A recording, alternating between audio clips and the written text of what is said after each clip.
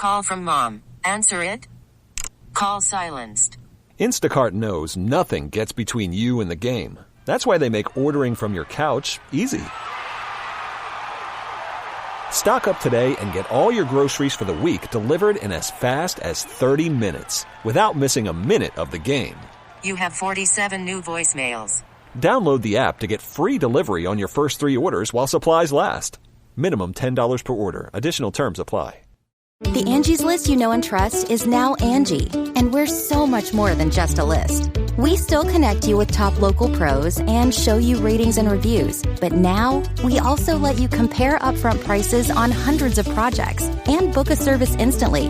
We can even handle the rest of your project from start to finish. So remember, Angie's List is now Angie, and we're here to get your job done right. Get started at Angie.com. That's ANGI, or download the app today. I'm Alex Rodriguez. And I'm Jason Kelly. From Bloomberg, this is The Deal. Each week, you'll hear us in conversation with business icons.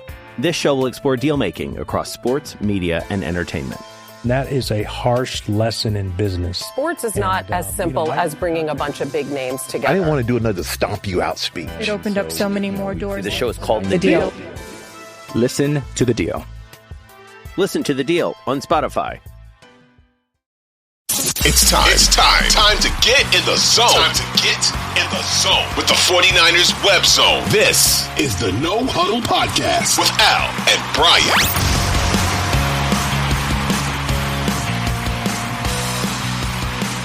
What's up, faithful? You're listening to another episode of the 49ers Web Zone No Huddle Podcast, a part of the Odyssey Network. He's Al Sacco. I'm Brian Renick, and we are thrilled to have, for a little bit longer this time, and I like to be able to say friend of the show now, Matt Miller, ESPN and NFL Draft analyst. Matt, thanks for giving us some more time today. Yeah, of course, man. I'll tell you, I was excited when I got my schedule for the week. This time of year, you see your schedule and you're kind of like, shit, okay. You know, it's like there's so much, it's like the draft is kind of in your rear view. Even my son is like, when are you going to be done working? I saw my schedule for the week and it was like Wednesday. What do I have Wednesday? And I saw it was you guys. I was so happy. I'm happy to do every podcast, you know, but it's like, I'm sure accountants feel this way like April 17th, where you're like, why? No, I don't want to file your extension. Just leave me alone, you know? So it's great to be on talk. I don't think I've done any 49ers media. So this would be my first time running through the draft. It's going to be fun. Beautiful. Well, again, we appreciate your time. And, you know, one of the things that Al and I tried to do in our last episode was, you know, kind of think about what are some themes or some things that we feel like we learned about the 49ers with this draft class. And so just right off the bat, I want to ask you, you know, do you feel like you sensed a theme when it came to what the 49ers plan to do in the draft? Do you feel like there was a theme? You know, what was your kind of overall thought on how John Lynch and the 49ers drafted in their first post Adam Peters draft? Because Adam Peters kicked a lot of ass in Washington with that draft. Yeah, and the first post Trey Lance draft, right? The Trey Lance trade is finally in the books. God bless it. RIP. I think the biggest theme for me of this draft was a team that filled a lot of needs. And I would say that hasn't necessarily been their MO. Even one thing that I wrote in the pre-draft, you know, lead up was that I've been told that, you know, hey, the Niners feel like they've got to, you know, get over this hump a little bit. You know, you've been to 2 Super Bowls in the past 5 years. You've been close. You've had a lead in those Super Bowls even. So, like, they're close. They feel like this is a team that can win a ring. So instead of what, you know, maybe at times was the best player available strategy, and I think even for those of us, separate myself from my day job here, those of us as fans, at times we get frustrated by like, why are we taking Joe Williams in the 3rd round? Why are we taking CJ Beathard in the 4th round? Yeah. Some of that strategy, I feel like was gone this year.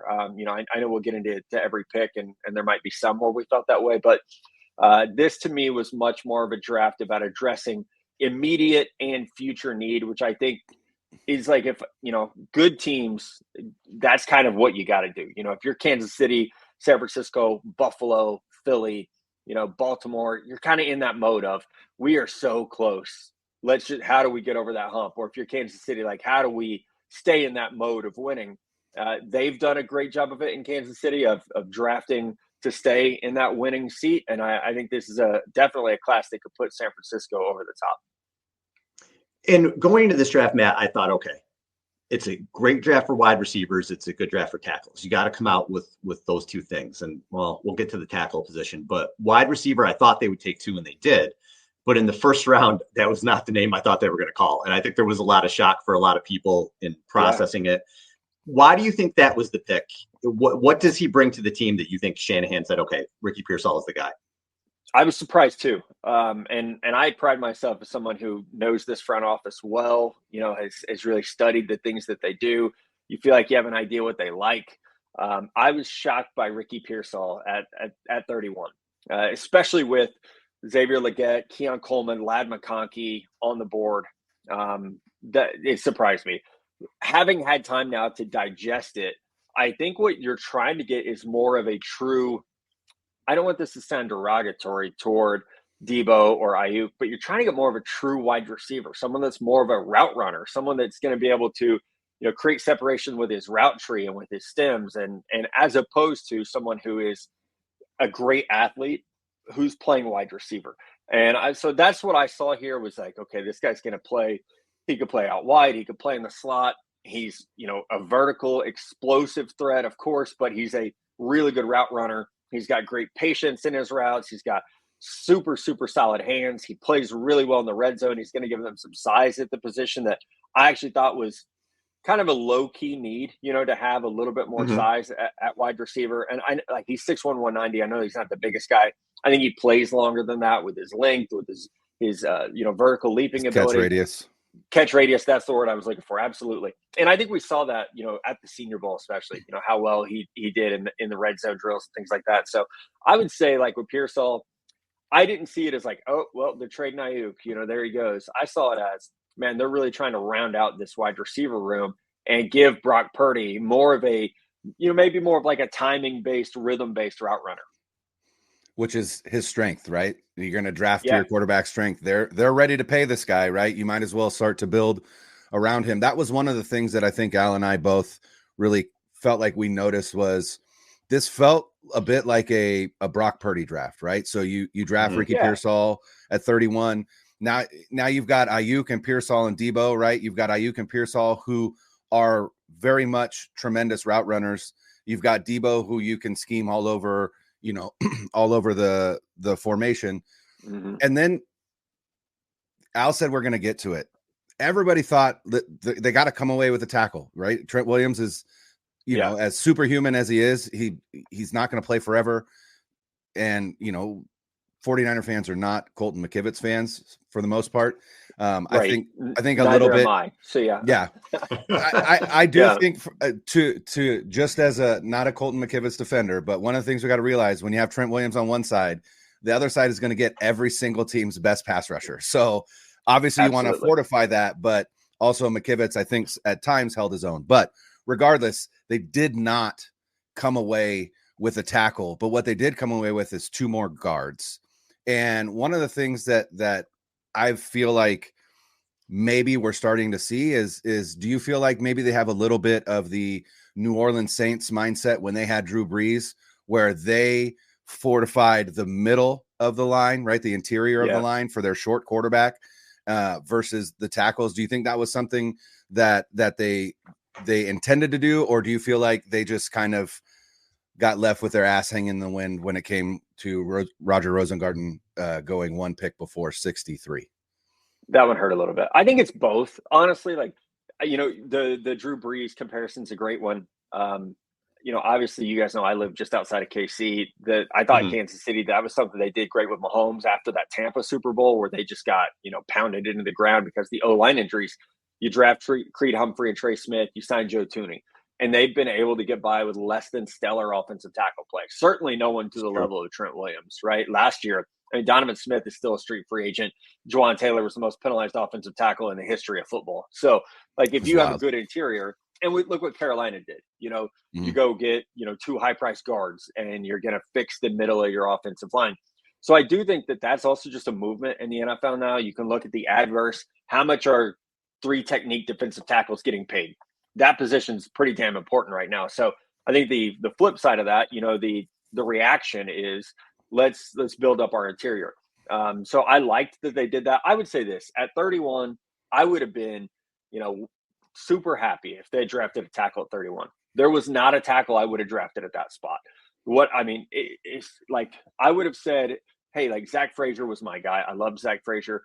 I would have even said that was probably a little bit of a reach just based on how the board had fallen. But there wasn't a tackle that I would have drafted there. I would not have taken Patrick Paul there, would not have taken Rosengarten, would definitely not have taken Blake Fisher, wouldn't have taken Kingsley. It was too early for all those guys. So in round one, you're like, okay, this would be shitty value for a tackle. Let's not go that route. Round two, to your point, that's where you see like, oh, Rosengarten's on the board. Everyone knows, all the connections that have been made in the media and all the reports that got out there. I feel like that happens every year to at least one team. It feels like it was always the Jets, but this past, now it was the Niners who got jumped. So I think that's the pick that probably bothers me the most because you got jumped for the tackle that you liked. And I feel like they panicked and took Renardo Green. I just said that to Brian. Way too early. And I like Renardo Green way too early. Hey, it's Kaylee Cuoco for Priceline. Ready to go to your happy place for a happy price? Well, why didn't you say so? Just download the Priceline app right now and save up to 60% on hotels. So whether it's Cousin Kevin's Kazoo Concert in Kansas City, go Kevin, or Becky's Bachelorette Bash in Bermuda, you never have to miss a trip ever again. So download the Priceline app today. Your savings are waiting. Go to your happy place for a happy price. Go to your happy price, Priceline. I'm Alex Rodriguez. And I'm Jason Kelly. From Bloomberg, this is The Deal. Each week, you'll hear us in conversation with business icons. This show will explore deal-making across sports, media, and entertainment. That is a harsh lesson in business. Sports is not as simple as bringing a bunch of big names together. I didn't want to do another stomp you out speech. It opened up so many more doors. The show is called The Deal.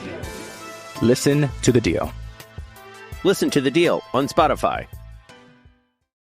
Mother's Day is around the corner. Find the perfect gift for the mom in your life with a stunning piece of jewelry from Blue Nile. From timeless pearls to dazzling gemstones, Blue Nile has something she'll adore. Need it fast? Most items can ship overnight. Plus, enjoy guaranteed free shipping and returns. Don't miss our special Mother's Day deals. Save big on the season's most beautiful trends. For a limited time, get up to 50% off by going to BlueNile.com. That's BlueNile.com. Before you came on, we were talking, and I was like, that's one of the things I want to ask Matt, because I feel like they panicked. Because you look at, you said they were connected to Rosengarten forever, and he's falling. And I'm like, all right, he's going to be the pick. And I thought they would trade up for him if they had to. And then when Baltimore took him, I sat there and said, oh my God, like, what are we doing? And they clearly didn't like the tackle KC traded with them. Sua Matea, is that his name? Or they would have taken him, obviously. But then I felt the same way. I said, okay, your guy's not there. And you go and take Green, who I wasn't super familiar with, but everything I read and saw, it was a reach, right? Everybody had him 4th round, 3rd round type thing. And maybe they thought he fit the system. That was my initial reaction too, is did they panic? When you look at that, I want to say this too. If in 10 years, those two tackles are still starters and doing well, and you didn't hit on the Green pick, it looks horrible. Do you think Green is going to end up living up to this status, or is this one of those picks that we're going to look back at and be like, oh, that second round did not work out well? Well, I think that's a hallmark, and we're all like really close to the situation, right? That's a hallmark of San Francisco's drafts. It's the overdrafting, or the misses, the Trey Lances, the Javon Kinlaw, Solomon Thomas. Mm-hmm. You miss on those, but you hit on a Brock Purdy, and you hit on a Deebo Samuel, and you hit on a George Kittle. And so we forget some of the really big misses because this team has been to 2 Super Bowls in the past 5 years because of some of those hits, right? So I think and I would say it's about Pearsall too. That felt way too early for me. Your first 2 picks, I had Renardo Green at 104 overall, and I had Pearsall at 45. So we're talking about pretty significant reaches at those parts of the draft, right? So with Green, man, I think with Green, the thing is, if you just watch the LSU tape, you're like, this guy's going to be our number 1 corner in a year. You know, when Ward's contract expires, you're going to fall in love with it. He's physical. That can lead to some penalties at times. Really, really good in press man situations. Pretty good tester athletically. There's nothing deficient. Always around the ball. He had 14 pass breakups this past year. there are some really, really good things to his game. It's almost like the physicality just holds him back in some ways. I think he's a little bit slow to make that transition to attack the ball at times, but he's a really good player. I just didn't like the value of him there. And, you're always, as an evaluator, we're always biased because it's against our own board that's not scheme specific. I don't have all the same medical or off-field information that teams do.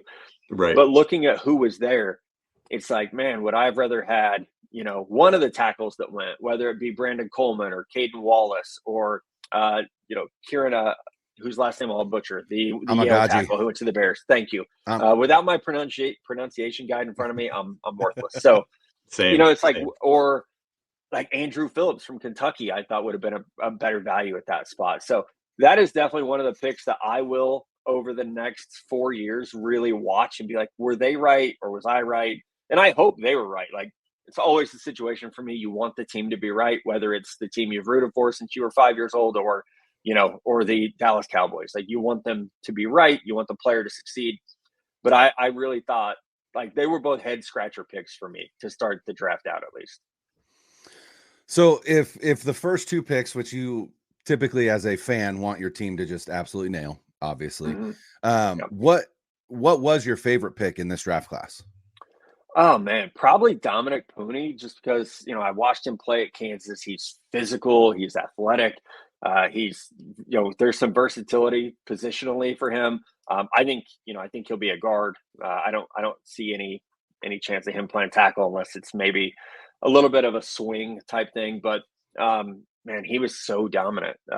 And he was a dude that was in Central Missouri. I watched him play there for a little bit, watched him in Kansas. For their blocking scheme, his short area quickness is going to be amazing. And then the power that he has at the point of attack. So I'm really excited about him. And I know it's kind of weird to get excited about a guard, but my whole thing pre-draft was they have to address this offensive line. They have to. And, to only use 2 picks was a little disappointing, but I like both players. I like Jarrett Kingston as well. But I think, Pooney's the one where, like, I could see him being a really, really good player and a tone setter up front. Yeah, and that might have been my favorite pick, because when you look at that interior, Feliciano had the one good year with the Niners. He's 32 years old. He's on a 1-year contract. Yep. Banks is on the last year of his deal. Brendel's 33. Towards the end, they can get rid of him really whenever they want to. Mm-hmm. And everybody's just kind of serviceable in there, right? And I thought when you get somebody like Pooney, like you said, he could really be a difference maker in that interior. When you're building around Purdy, I absolutely love the pick. I did. Brian, were you going to say something? I was going to ask, and then they also signed Drake Nugent as an undrafted free agent. I was going to bring him up, so I'm glad you did, because I didn't want to jump in. I really like Drake Nugent. Yeah, sorry, go ahead. No, I would say, so it's three interior offensive linemen, all 3 of them elite short area quickness. It feels like that is what they attacked for sure. Yeah, I like Nugent a lot. He's just small. And I talked to an offensive line coach at his pro day, and they were like, you just don't draft backup centers. They don't get drafted. And it's one of those things that stuck with me. I went back and looked, and it's like, it's kind of true. Like, centers don't really get drafted if they're a guy that's like, he's probably going to be a backup. Maybe he can become a starter. But I thought Nugent had some starter ability. He is just undersized, which, for a zone blocking scheme, who cares? He's 300 pounds. That's really all you need. And last year he didn't allow a single sack. He's incredibly experienced. 4 years at Stanford, 2 years at Michigan. Like, come on, like, this dude is definitely intelligent. Can handle himself well. And if you watch the Michigan offensive line, they were always in position. The calls were always right. And he's going to dominate in the run game because of that quickness and the strength. So I'm not going to be shocked if we see Drake Nugent make the 53, and I'm not going to be shocked if in a year he's the starting center. Like, I don't think he's ever going to be Jason Kelsey or Creed Humphrey, but I think he can be a top 15 starting center, and you got him as a UDFA. That's a really, really good value. And it's wild how often this team does that. Like, we could go back since 2017 and talk shit about some of their first and second and third round picks. Yeah. But it's like, well, but then what they do at, round 7, or what they do with the UDFAs. And it's like, okay, well, can't even be that upset with some of the early misses because of they're competitive. And a lot of the roster has been built through really savvy moves like this one. Yeah, you're getting blue chip guys on day 2 and 3. That's Dre Greenlaw. Dre Greenlaw is like my prime example, or even Hufanga. Like when I start to, just with my friends complain about some of the early moves, I'm like, well, yeah, but there's like some round 5 picks like George Kittle and those two on Lenore. defense. Lenore. And hopefully we see, hopefully the Renardo Green move means that, I always thought Lenore was better inside than outside. I think we actually talked about that before the draft. So, hopefully that allows them to get the 3 best corners out there. So if that happens, then I will not complain about Renardo Green anymore. I promise. And the round 4 approach was interesting to me. You get 3 picks there. And I did like the Malik Mustafa pick, because I think the worst case scenario with him is you have a core special teams guy. I think he can be very good there, but he's physical. He's a dude who can hit. We'll see if they play 3 safeties this year. What was your take on that? Did you think this is a Hufanga replacement? Did you think it's insurance? Where were you when they took him? I thought insurance and a little bit of BPA. I had him as like an early round 4 guy. I think he was on a fringe. I gave him a 69 grade, which is like, you could maybe go 3rd round. You'll probably go 4th because of like, you probably lack one trait. For me, he just is undersized. Great tester, 2-year starter, field safety. And as you mentioned, I thought he was the best hitter in the class in terms of, the impact that he brings. Yeah. And a little bit of like injury stuff with him, but he's 5'10", 210 pounds. He's a little bit undersized, but I definitely thought, hey, this is a 3rd safety. As you mentioned, this is a core special teams guy. And if there's any delay at all with Hufanga getting back, then I think you've got a potential starter there. And I haven't been blown away by Jair Brown. I did like him coming out of Penn State, but I'm not sure that Mustafa can't play, in a split safety look with Hufanga. I think that's something that would be kind of interesting to see how that played out. The next 4th round pick, right, is one where they gave up 2 5th-round picks. Their money round, again, wild. Yep. You got to take that into account, right, when you're talking about this pick of Isaac Guerrero. They gave up 2 5th-round picks, which, again, is the round where they just absolutely dominate this draft. To move up ahead of the Jets to draft Isaac Guerrero, or move up with the Jets. Sorry. Again, this is your profession. I'm a scrub that loves to do this stuff. Every single mock draft I did, I mocked Isaac Guerrero of the 49ers. The minute that he ran a 4.33, never Miami. The minute he ran a 4.43 or 4.33, it was like, all right, pack your bags, right? You're going to Santa Clara. Where do you feel like he fits in? Is this a player that you think, has an opportunity to spell Christian McCaffrey this year? Or do you feel like he's going to be primarily maybe like the kick returner, which is going to be a position of value in the NFL again with these new rules? Where do you think he fits on the roster? This was your Kyle Shanahan pick of the 2024 NFL draft. There's one every year, and we can go back through time in history and say, oh, that was Kyle. The scouts left the room. Kyle made the call. I think immediately you get him on the field as your kick returner. And that was something we talked about a lot on the day 3 coverage of the draft was, hey, these new rules mean that you got to have that guy. I think something that was also interesting to me throughout the postseason was how few reps Christian got to take off. And you would love to have a guy who could just spell him. And obviously he's the best running back in the NFL. You can make an argument he's been the best running back since he came into the league, right? You're not going to get that same level of play, but you want someone that maybe gives you that Raheem Mostert, a little bit of a change of pace. Right. I think that's the type of player Guerrero can be. The speed is exceptional. The testing was elite. You just wonder why that never showed up in terms of production, because it wasn't there, right? There are times where the speed doesn't show up in his decision-making. It's like he's in the open field, he's amazing, but he's just not super explosive out of his stance. So that's something that's got to be coached up. To me, he still looks like a track guy at times, not like a running back.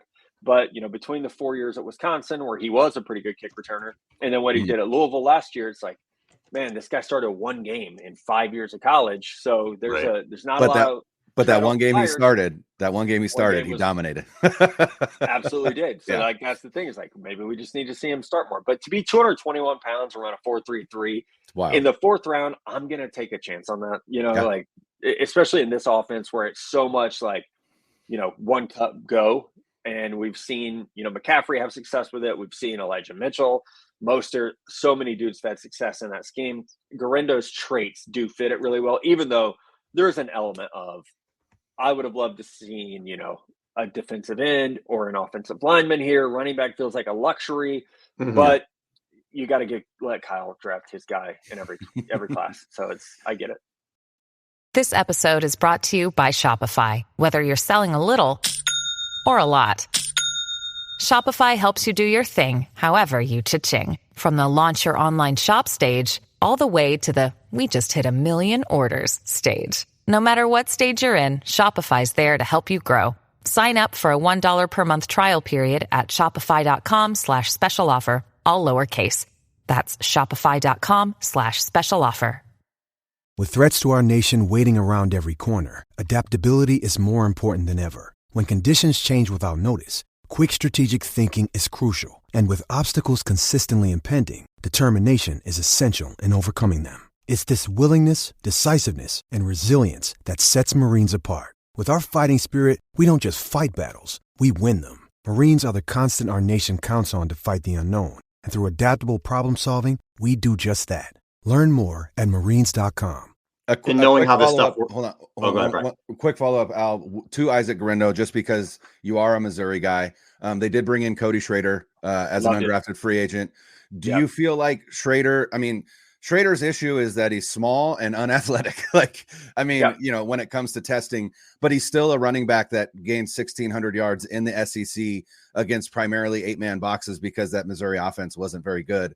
Do you feel like he has an opportunity to make this roster, or where do you feel like he fits in? Yeah, I wouldn't count him out. To know this guy's story, Truman State was a college that I have friends who had scholarship offers there and didn't go. Like, they were that bad of school when we were in high school. And so to go from Truman State to lead the SEC in rushing, I would not count him out. Now, we could go through his scouting report and talk about all the things he can't do. He's small. He's 5'8", 210 pounds. He's not fast. He didn't catch the ball a ton at Missouri. Like, there's everything is stacked against him, except for the fact that he's tough as hell. He's competitive. And he has amazing vision. And if you watched my dude against Georgia, LSU, Ohio State, probably Tennessee, those 4 games, you're like, and Missouri's offensive line didn't have anyone drafted highly. This was all Cody Schrader. And so what he can do there is fantastic.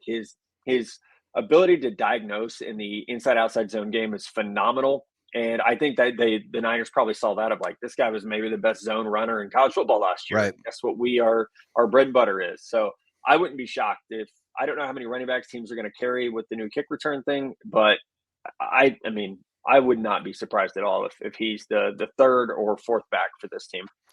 Well, the way things typically go with the Shanahan drafts is Grendo's going to be drinking beers with Trey Sermon and TDP and Joe Williams in 2 years, and Schrader's probably going to be the starting running back, right? Because they seem always missing the guys they draft. And Elijah Mitchell, a 6th round pick, and he's still hanging around. Yep. And then the other guy that they took in the 4th is Jacob Cowing, and I saw a stat where 2023, his deep middle targets of 20+ yards, there were 7 of them that resulted in 3 catches, 115 yards, and 3 TDs. So a small guy, he's 5'8", but looks like a big play guy. And maybe another response to what happened in the Super Bowl where they really didn't have guys who can get open on their own other than Ayuk. Is this another guy you think that can come in, if he makes the team, maybe more of a role player, Taylor Gabriel type thing where they can just put the ball in his hands and maybe get some big plays out of it? I like Taylor Gabriel more than Kyle Williams, which was my initial thought when they drafted him, was like, ouch. Oh, no, not another Kyle Williams guy. So, I think that's the idea, right? Of, he'll be your 5th receiver. He'll probably be a punt returner, 4.38 speed. He is undersized, but you could also be creative with him. And I think if you do get to a situation where, you got to remember, like, I love Brandon Ayuk. Last year was, an outlier in terms of what his production has been. Debo is, because of his physical play style, and this goes back to college, he's good to miss a couple games a year, it feels like. So I think just building depth at the position is also really, really important. So we saw, a historic number of receivers flying off the board in the top 100 picks. So by the time you're in the 4th round, that board is pretty much wiped out for most teams. So I think if you find a scheme fit, you find a guy who is, fantastic speed, he's got start-stop ability. You can use him on jet sweeps. You can use him in the screen game. He can help you as a return guy. I think there's still good value there. So I don't have any delusions that Cowing is going to be, the next great slot receiver in San Francisco. But I do think there's a role for him on the roster. And, I'm a big Juwan Jennings guy. I wish he got more opportunity than he gets. I also thought Ronnie Bell was going to be a dude. But I think we're looking at a situation now where, as we've made fun of this team's drafts, here's your opportunity to just move on from Danny Gray, who's clearly never going to do anything. Right. And so, having that 5th or 6th receiver is super important. And I think he'll get an opportunity to be that guy. Then in the not the 5th round, right? The 6th round, they go with your guy. You said you like Jarrett Kingston a lot. What about his game do you feel like translates to the 49ers in the NFL? Yeah, I mean, the pass protection was fantastic from him. I mean, again, it's kind of like with Cody Schrader. It's like, this guy's just tough. Like when you watch him play, he's just incredibly tough, but he lacks the size, he lacks the length, but his pass pro is beautiful. And so I think that's the thing where, that offensive line was not good at USC, but he stood out. And so I think that's the thing, like, just let him be who he is, let him play with quickness. He's never going to be that guy that's going one-on-one against Tavondre Sweat and just, rocking him up. But if you could keep him on the move, he could be a serviceable, third guard, could maybe even play some center because of that, the lack of size and lack of length, especially. You can maybe cover it up on the inside, but he has the quickness to do that. So I think in the 6th round, like that's, a player who had that kind of production in college, and where so many college guys aren't good in the pass game, when someone is, I think that's always an intriguing skill that you want to try to build on. So I want to couple the 7th round pick and an undrafted free agent Evan Anderson together, because my worry for the team this year, I don't think enough people are talking about, is I don't think the front 7 is as good as we think because of injuries and because of what I think the defensive tackle position is. And I'll explain that. Yep. So Hargrave is more of a pass rusher. He's 31 years old. I thought he had taken a step back last year. Malik Collins, loved the pickup, more of a pass rusher. Jordan Elliott, from what I've seen, very spotty with the Browns, didn't have a good PFF grade. We'll see with Davis. We'll see with Givens. I really thought they needed someone up the middle to be a run stuffer there. And also, if Greenlaw is not there, I mean, that's just a huge piece that you're missing. We saw what happened in the Super Bowl when he went out. So They take Bethune, the linebacker, in the 7th round, and then Evan Anderson is the guy, a run stuffer type dude, undrafted free agent. Do you think either of those guys can help in the front 7 this year, maybe even in 2 or 3 years down the road? I think Bethune can. I was surprised he went that late. Everything I heard about him was, super, super high football IQ. They loved him down there. The coaching staff did. They put a lot on his shoulders. And obviously their defensive line got a lot of credit, and as they should have. But he was consistently making plays. And sideline ability is good. I don't know that he's ever going to be, he's not going to be Dre Greenlaw, but can he be your third linebacker? Can he be a guy on special teams? I do think so. Again, I was surprised that he went that late. I was trying to see exactly where I had him. I had him rated as a 6th rounder, and a lot of that was because the testing time was pretty bad. But like with Mustafa, he's such a big hitter. He's such a big time player at playing at the ball. It's just the lack of maybe instincts with the getting off of blocks a little bit. Higher missed tackle rate because sometimes he's a headhunter to some degree, and he is undersized. That's the other 5'11", 230. He's a little bit undersized, but you would have probably liked to see better testing from him. But I just thought, I think I've told you guys this story. I have a note on my desk. It says draft good football players. And it's like my reminder when we get to February, March, April to not forget about who was just good from September to December. And Bethune was one of those guys that if you just watched football on Saturdays, if the draft were in February instead of April, he would have gone higher because you would have had that memory of this guy's just really fucking good at football. Forget about his undersized. I don't care about his RAS score, and all those things do matter. But if you just evaluate guys based on how well they play football, he would have gone earlier in the draft. I like it. Evan Anderson, is that a guy that you think could make the initial 53 man just as a bigger body to stop the run?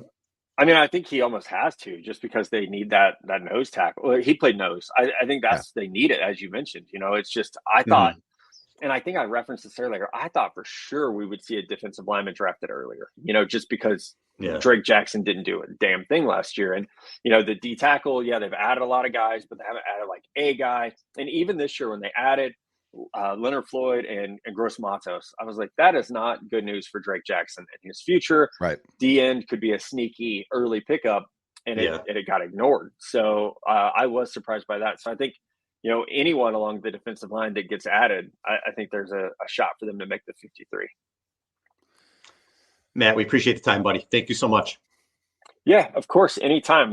Love talking to you guys. It also gives me an outlet to, complain to someone other than my wife about what the Niners do. She's a Chiefs fan, so she doesn't care. Oh, man, that's a tough household right now. You hated your team's draft. That must suck. And I get to, hear about. Can't relate. I'm a Texas fan, and so I get to hear about Xavier Worthy nonstop. So this is my therapy session. I appreciate it. Thanks, man. Bye. Niners on 3. 1, 2, 3. Niners!